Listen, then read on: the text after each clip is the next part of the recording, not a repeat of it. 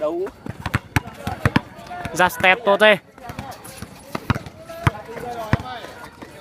Giáp step tốt em ơi. Giơ tay phòng thủ lên. Giơ tay phòng thủ, hạ thấp trọng tâm xuống.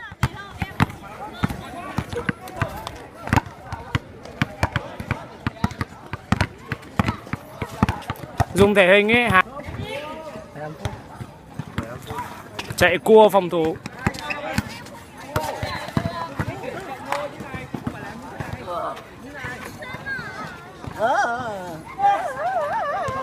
Ngửa mặt lên, ngửa mặt lên. Tập đi. Ngửa mặt lên nào.